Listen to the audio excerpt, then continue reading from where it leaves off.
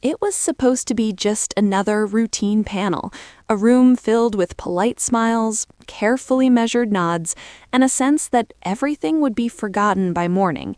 People arrived expecting the familiar hum of academic discussion and the kind of safe answers that leave no ripples.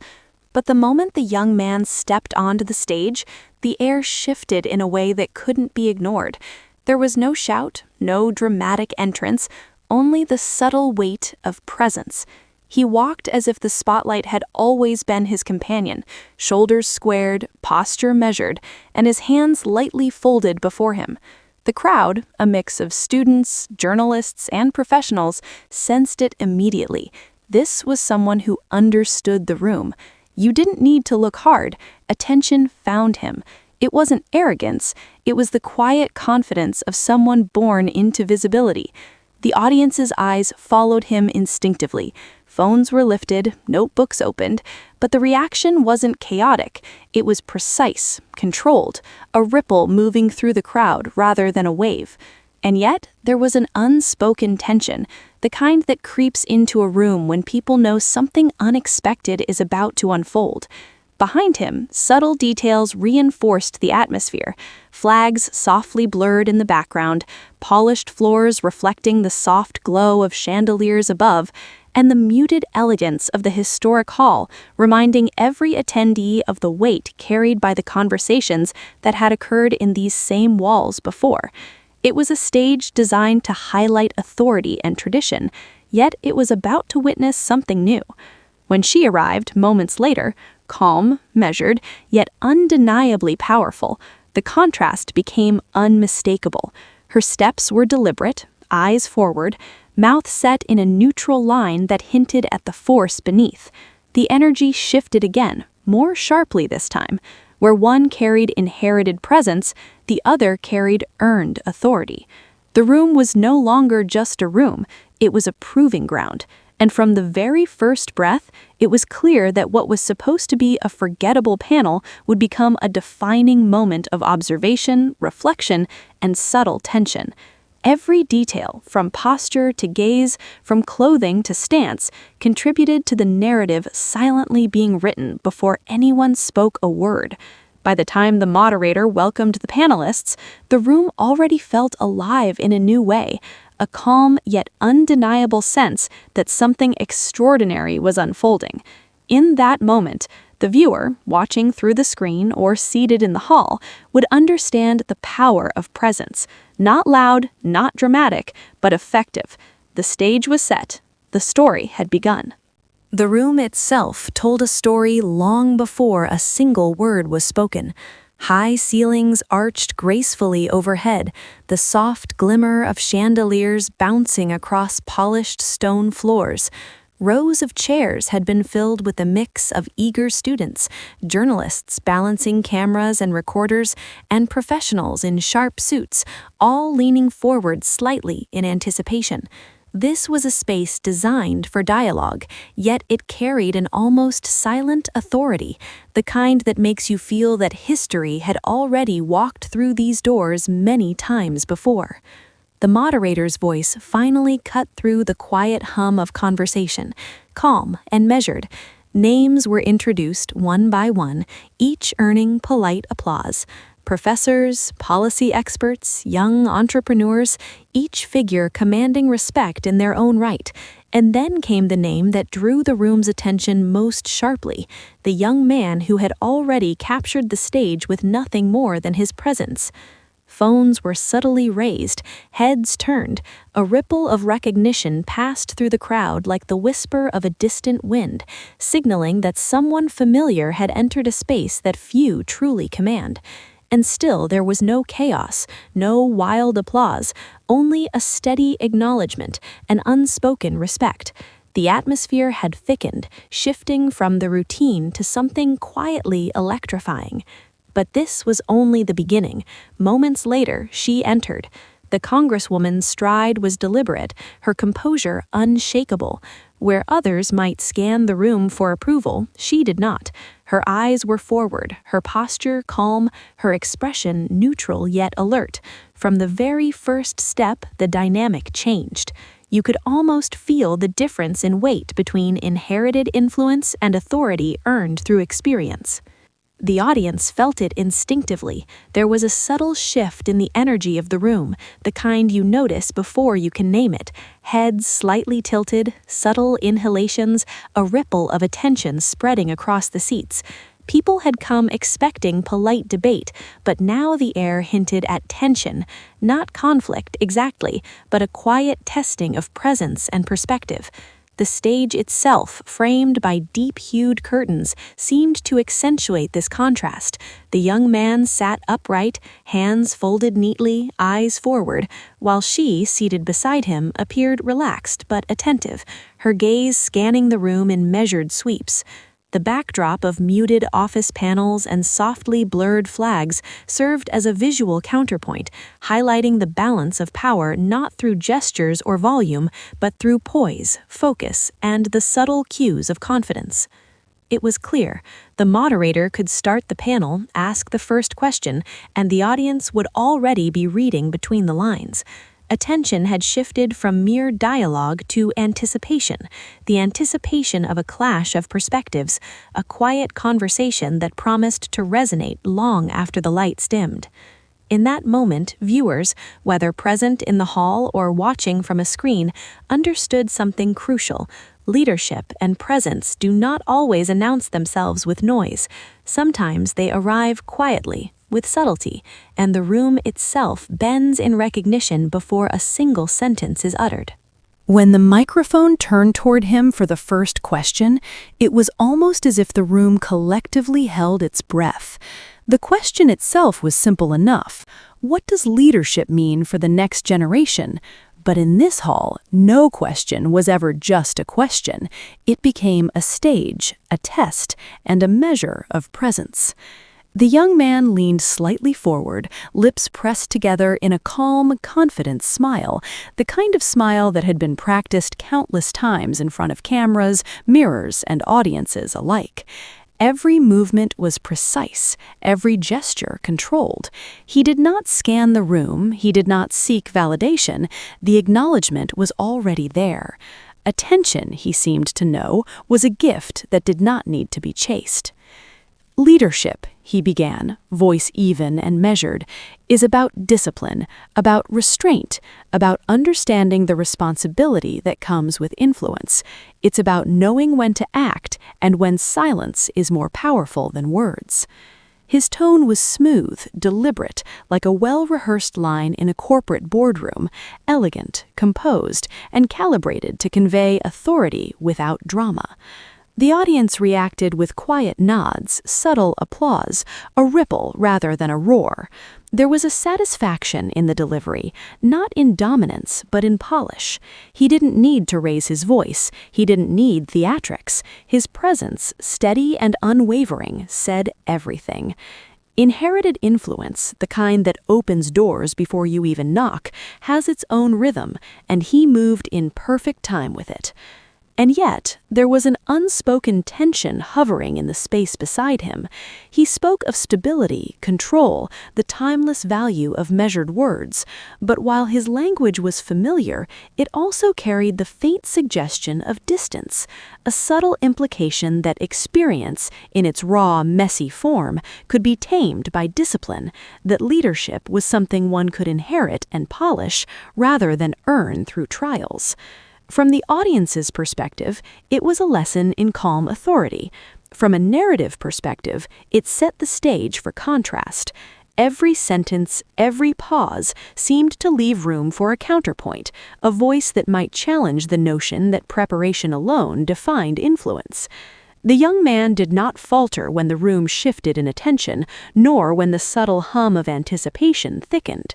Instead, he folded his hands, kept his gaze forward, and continued speaking with the assurance of someone accustomed to scrutiny. Influence is not about being heard the loudest. It's about making a lasting impact. Quiet focus, not volume, defines true leadership. By the time he finished, it was clear he had delivered his message without raising his voice, without a misstep, and without looking for approval. Control, polish, and inherited authority, all packed into a single presence that seemed to fill the room with silent command. But the air had shifted once more, subtly, as if the room itself was waiting for the next arrival, the next statement, the one voice that could push beyond the measured calm. In that precise moment, viewers, both in the hall and watching remotely, would sense that leadership was being defined on two levels, one through inherited structure and one through experience yet to arrive. The stage had been claimed, but the story was far from complete. Moments later, the room's energy shifted again, almost imperceptibly at first. She stepped onto the stage with calm authority, but the subtle change was immediate. Heads turned, a few attendees leaned forward instinctively, and even the air seemed to pause for just a second. She did not scan the crowd, did not look for approval, did not announce her presence with theatrics. Instead, every step was deliberate, every movement measured yet relaxed, carrying the kind of confidence that comes from experience rather than inheritance. She took her seat beside him, upright but not stiff, alert but not tense. In that posture, there was a quiet declaration: "This is who I am. Take it or leave it." While his presence conveyed polish, hers carried authority earned in the trenches, the lived reality of someone who had navigated challenges that could not be rehearsed or neatly staged. The contrast was striking. One represented a world of legacy, carefully curated image and structured preparation. The other represented resilience, a history shaped by action, and a readiness to face consequences head-on. It was not a battle of personalities, but a meeting of different definitions of power. The audience, aware of the subtle tension, felt the room pull slightly toward her presence. It was not louder, not more dramatic, but undeniably magnetic. She leaned into the microphone, her first words calm, measured, yet carrying a sharp clarity. "Leadership isn't a private language," she began, her tone steady, almost conversational. "It's not something reserved for those who inherited it. It's earned, often in ways that leave no room for comfort." A few quiet chuckles rose from the front rows, but mostly the audience absorbed each word, heads nodding subtly, the sense of anticipation growing. Where he spoke of discipline, restraint, and controlled influence, she spoke of accountability, courage, and the real-world consequences of leadership. The difference was not in volume, but in impact. She didn't need to raise her voice to command attention. Her gaze swept slowly across the room, taking in the journalists, the students, the professionals, acknowledging their presence without pandering to them. The energy was magnetic. It pulled in observers, made them lean in, made them listen closely. The subtle power of presence, the kind you can't fake, was on full display. In her calm articulation, the audience sensed something rarely seen on panels like this: authenticity meeting precision. She wasn't performing, she was communicating lived experience. Every phrase, every carefully chosen word carried weight because it represented truth shaped by reality, not rehearsed for cameras. The juxtaposition was unmistakable. He represented preparation, perfected over time. She represented insight earned through consequence. In the quiet of that historic hall, the stage became more than a platform. It became a space where two approaches to leadership quietly but powerfully collided. Observers would later recall this moment not for conflict, but for contrast. The subtle magnetism of her calm confidence made it clear real authority doesn't always need volume, and sometimes presence alone speaks louder than any polished answer. In that instant, the audience began to recognize that the story unfolding was no ordinary panel discussion. It was a masterclass in what it means to lead from experience, not just inheritance. The first real exchange came with a question that seems simple on the surface. How does background shape leadership? In this hall, no question was ever just a question. It became a test of presence and perspective. The young politician leaned forward slightly, a calm confidence settling over him. Hands folded neatly, eyes focused ahead, voice even. Leadership, he began, measured and precise, is not defined by where someone starts. It's about how responsibly you carry the opportunities you are given. Those fortunate to inherit a platform must honor it, not exploit it. Every word was deliberate, polished, the kind of language suited for a professional setting or formal discussion. He paused, allowing the weight of his words to settle. The audience nodded politely, some whispered notes, journalists typed quickly. On the surface, he appeared composed and confident, unshaken by the room, yet there was an unspoken understanding that these words would soon meet a different kind of authority. The Congresswoman's response was calm but carried a different weight. She did not raise her voice, she did not interrupt. Instead, she leaned forward, eyes sweeping the audience, and spoke with clear authority. Leadership isn't just a theory to study, she said steadily. It's measured in decisions that affect real people every day. In communities where patience has often been demanded, waiting quietly has real consequences. Leadership comes from action, accountability, and confronting reality directly. The audience responded subtly, heads tilted, eyes widened, some leaned forward. Where the young politician spoke of structure and preparation, she spoke of courage and real-world experience. Her words carried authenticity. They were earned, not rehearsed. The energy in the room shifted, just enough for everyone to notice. The young politician remained composed, but his posture suggested recalculation. His carefully measured statements now met someone speaking from the ground level of real-life challenges. Every subsequent sentence would have to be measured not only against decorum, but against practical insight. So, you're suggesting that experience can outweigh structure, he asked, tone neutral but edged with curiosity. The Congresswoman's voice remained steady. I'm saying structure alone doesn't move people forward. Rules and inherited authority are important, but they cannot replace courage or risk. Leadership requires stepping into discomfort when necessary. The room held its breath for a few seconds. The contrast was clear. One defined leadership through inherited responsibility, the other through earned accountability. No one raised their voice, no theatrics, yet tension was palpable, the clash unmistakable. The audience began to understand that this conversation was more than theoretical. It was a demonstration of how different approaches to influence and leadership coexist. In that quiet space, it became evident. The young politician represented preparation and inherited opportunity, while the Congresswoman represented insight forged by real challenges. The panel had transformed into a subtle yet powerful lesson in leadership dynamics, presence, and the difference between polished authority and lived experience. The next part of the discussion shifted focus toward responsibility and impact. The moderator asked a question that sounded straightforward. How do leaders balance vision with accountability? The young politician straightened in his chair, a composed expression on his face. Leadership is about foresight, he said. It is knowing how decisions today influence the path forward, and having the discipline to act without letting emotions drive choices. True leadership requires measured judgment, stability, and thoughtful communication. His words were deliberate, polished, and carefully paced. Every sentence seemed rehearsed for moments just like this. A public forum, an attentive audience, the weight of expectation hanging over him. The audience listened politely, some taking notes, others capturing snippets on their devices. The Congresswoman, however, brought a different energy to the room. She did not interrupt or raise her voice, but her presence was commanding. She leaned slightly forward, eyes sweeping the room with intent. Vision without accountability can be dangerous, she said steadily. Leaders must understand that the people affected by decisions are not abstract statistics. They are real lives, families, communities. When decisions ignore lived realities, the consequences are immediate and personal. The contrast between preparation and experience became more evident. The young politician spoke of theoretical principles, structure, and inherited responsibility. The Congresswoman spoke of lived experience, risk, and the courage to confront difficult truths. The audience began to sense the shift. This was more than a polite exchange of ideas. She continued, her voice calm but firm. Leadership is not a performance. It's not about speaking in a way that sounds correct or acceptable. It is about carrying the weight of choices, facing criticism, and standing firm when necessary. Comfort and polish are not leadership. Accountability is, and accountability is often uncomfortable. The young politician listened, nodding politely, but his posture suggested thoughtfulness. Each of her sentences landed like measured strikes, subtle, powerful, and impossible to ignore. She did not seek applause, yet every phrase drew attention. The energy in the room was different now, more attentive, more alert. The discussion deepened as the moderator asked about influence in shaping policy. How should leaders respond when tradition conflicts with urgent need, he asked. The young politician answered methodically, emphasizing stability, precedent, and maintaining order. The Congresswoman responded with clarity. Tradition cannot justify harm or delay. Urgency matters when people are being affected right now. Leaders must step into the discomfort and act. Leadership is measured by outcomes, not by appearances or inherited advantage. Real impact comes when you face consequences directly, not when you preserve comfort. The audience reacted with subtle murmurs, nods, and quiet acknowledgement. The contrast was unmistakable. One approach prioritized structure, the other demanded responsiveness. The stage had become a living example of two definitions of leadership coexisting, inherited responsibility versus earned accountability. By the end of the segment, it was clear, leadership is multidimensional. Preparation and polish matter, but courage, authenticity, and direct engagement define the kind of influence that leaves a lasting mark.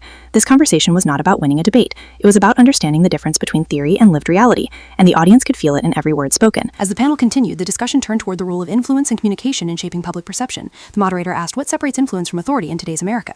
The young politician leaned forward slightly, voice measured and composed. Influence comes from preparation, knowledge, and the ability to act with precision, he explained. Authority may be inherited, but influence is earned through consistency, discipline, and foresight. foresight. A leader must communicate effectively without letting emotions override reason. His tone was calm, polished, and confident. Every word appeared carefully selected to convey intelligence and credibility. The audience nodded, absorbed the points, some jotting notes, others recording snippets on their devices. Yet the energy in the room hinted that something more profound was unfolding. The Congresswoman's response was deliberate and steady. She did not raise her voice, yet her words carried undeniable weight. Influence is not just about careful phrasing or inherited position, she said. It's about impact, the ability to move communities, to address urgent needs, and to stand up for people who have been overlooked. Influence requires listening, learning from experience, and acting decisively, even when it's uncomfortable. The contrast between the two approaches was increasingly clear. Where the young politician relied on theory, structure, and inherited perspective, the Congresswoman emphasized reality, courage, and accountability. Her presence shifted the room's focus. Attention was no longer on polish or performance, but on authenticity and lived experience. The moderator then asked a pointed follow-up. When decisions affect millions, how do leaders balance personal responsibility with systemic constraints? The young politician replied with careful logic, emphasizing order, procedure, and precedent. Leadership is about navigating systems responsibly, he said. Even difficult decisions must be guided by principle, not impulse. A disciplined approach ensures continuity and stability. The Congresswoman's reply was measured, but every sentence landed powerfully. Continuity and procedure have their place, she said, but they cannot excuse inaction or ignore the human cost of waiting. Leadership is accountability in action. It's showing up, making hard choices, and ensuring people's lives improve as a result. Comfort is not the measure of success, results are. The audience reacted with subtle applause and quiet acknowledgement. This exchange illustrated a critical truth. One person spoke from inherited opportunity and theoretical understanding, the other from lived experience and practical consequence. The dynamic had shifted. What began as a standard panel discussion was now a clear demonstration of the difference between controlled authority and earned influence. By the end of this segment, it was evident that leadership is more than composure or preparation. It is the balance between structure and courage, knowledge and empathy. The young politician represented the strength of preparation. The Congresswoman represented the power of authentic action. For the audience, this panel was becoming less about politics and more about understanding the realities behind leadership, who leads, how they lead, and why some voices carry weight beyond the stage. The final segment of the panel brought everything into focus, the moment where preparation met experience and inherited authority met earned influence. The moderator asked, what legacy should leaders leave for the next generation? The young politician responded first, his posture upright, voice calm and deliberate. A leader's legacy is built on consistency, stability, and measured decisions. It is ensuring that systems work, that structures endure, and that people can rely on continuity. True leadership is about restraint, discipline, and guiding with a steady hand. His words were polished, almost rehearsed, a reflection of a life familiar with public expectation. He projected confidence and composure, embodying the image of a leader who had grown up in environments where control and preparation were paramount. The audience listened attentively, acknowledging the clarity of his reasoning. Then the Congresswoman spoke. Her voice was calm but carried an unmistakable gravity. Legacy is not built on comfort or appearance, she said. It is built on the lives we touch, the courage we show, and the accountability we take when no one is watching. Leadership is earned in moments of challenge, not in rehearsed statements or inherited advantage. She paused, letting the words sink in. The contrast was undeniable. The young politician spoke of principles and preparation, while she spoke of action, responsibility, and impact. Her focus was not on performing for the audience, but on reflecting the realities of those affected by leadership decisions. When we talk about influence, she continued, we must remember that it is not inherited. Influence comes from listening, learning, and responding to the real needs of people. It comes from stepping into discomfort, taking responsibility, and refusing to remain silent when lives are at stake. That is the kind of legacy worth leaving. The energy in the room shifted palpably. Attendees who had initially expected a routine panel were now fully engaged, recognizing the subtle yet profound differences in how leadership can be experienced and enacted. It was no longer about retro polish. It was about authenticity, accountability, and presence. The young politician adjusted slightly in his chair, nodding thoughtfully. While he maintained his composure, the realization was clear. Leadership was being measured not by inherited authority or calm delivery, but by the ability to address the tangible needs of people, to confront challenges directly, and to inspire meaningful change. As the moderator concluded, thanking the panelists for their insights, it was evident that the discussion had transcended typical expectations. Applause filled the room, genuine and reflective, not just polite. The audience had witnessed the convergence of two approaches, one grounded in structure, preparation, and legacy, the other grounded in lived experience, courage, and real-world accountability. In the end, the takeaway was unmistakable. Leadership is more than image, more than restraint. It is a combination of preparation and action, discipline and courage, voice and presence. Barron represented the image of leadership cultivated through heritage and training. Jasmine represented leadership in motion, shaped by consequence, experience, and authenticity. When the lights dimmed and the panel concluded, one truth remained. Real power does not ask for permission. It walks in, speaks clearly, and leaves a lasting impact. The audience would carry this lesson long after leaving the hall. Leadership is no longer only about who commands attention. It is about who earns it, who carries responsibility, and who speaks truth when it matters most.